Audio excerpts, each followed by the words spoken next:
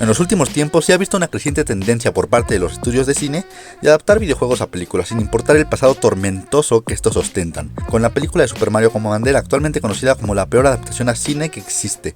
Pero existe una pregunta que se ha mantenido en mi cabeza, y es que ahora con la película de Detective Pikachu y la más reciente Sonic, siendo ambos éxitos masivos tanto en taquilla como en críticas, con prácticamente diario saliendo a la luz distintas noticias que hablan sobre Estudio A interesado en adaptar videojuego B, ¿qué cambió?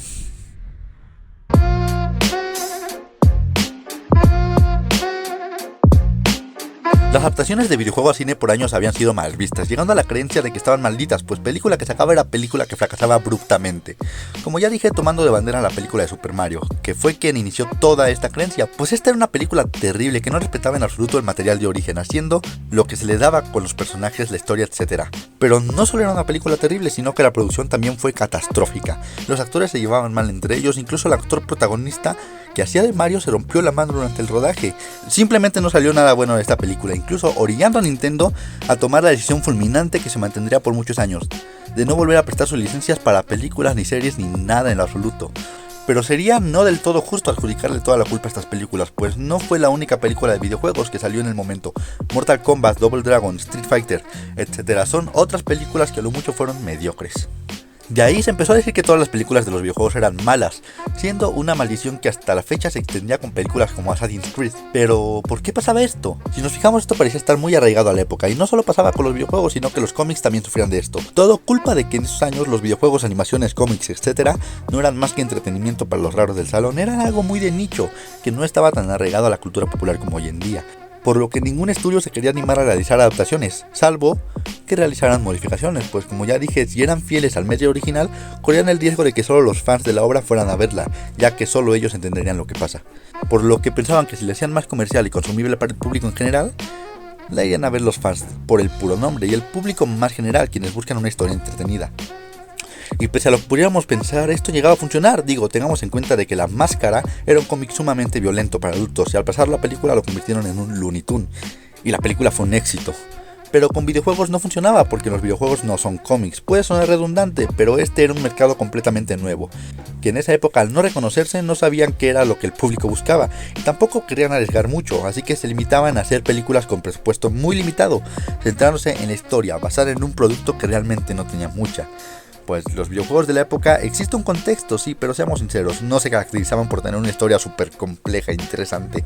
Y aún con esto, cuando yo hubo videojuegos con buenas historias, seguían sin saber cómo adaptarlas por lo mismo, no saber a qué público van, pues se cometía el error de querer atraer tanto a público nuevo, muchas veces infantil, como a los fans adultos, sin saber cómo lograr ambas.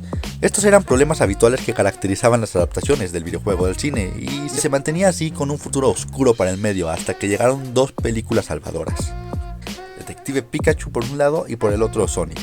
Estas, sin temor a equivocarme, son las películas que marcaron el cambio de rumbo, pues sorpresivamente fueron un rotundo éxito en taquilla como en crítica, y es que son las primeras películas que realmente entienden y respetan al videojuego que adaptan y a su público. Por un lado tenemos a Detective Pikachu, que entendió que la gran mayoría de los fans de Pokémon son adultos, que en su mayoría buscaban una historia entretenida pero sencilla, pero sobre todo entendieron que el principal atractivo es ver a los Pokémon de forma realista, el ver cómo se vería tal Pokémon si fuese real, incluso contratando a un artista que se dedicaba a hacer fanarts de esto para hacer el diseño oficial de la película.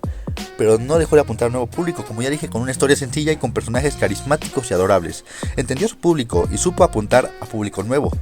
Y por el otro lado está la película de Sonic, que es otro caso particular, pues todo en esta película apuntaba a un fracaso monumental, con el primer tráiler mostrando un diseño horroroso, que incluso podría causar miedo, solo consiguió la furia de los fans, que no tardaron en hacerse oír. Entonces lo impensable pasó, y es que la productora decidió gastar millones de dólares, retrasar la película para escuchar a la audiencia, contratando a Tyson Hess, el que es el creador del diseño más querido actualmente de Sonic, para el rediseño, e incluso reescribiendo parte del guión para sustituir humor por acción. Y todo esto valió la pena, pues contrario a toda predicción de la película, terminó siendo un rotundo éxito masivo, convirtiéndose en la película de videojuegos que más ha recaudado de la historia.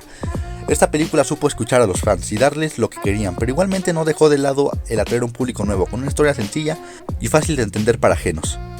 Incluso creando una tendencia a estudios por interesarse en videojuegos para adaptar.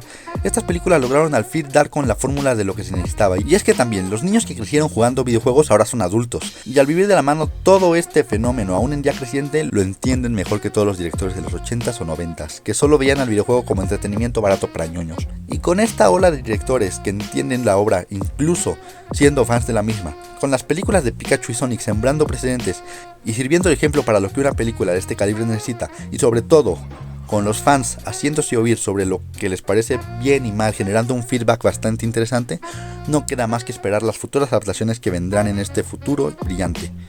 Incluso con Nintendo ya aceptando que esto va para bien, con una nueva película de Mario prevista a estrenarse este mismo año. Y digo, si la película más taquillera de la historia es de superhéroes y cómics, ¿quién nos quita la posibilidad de tener el título de otro juego en esta lista?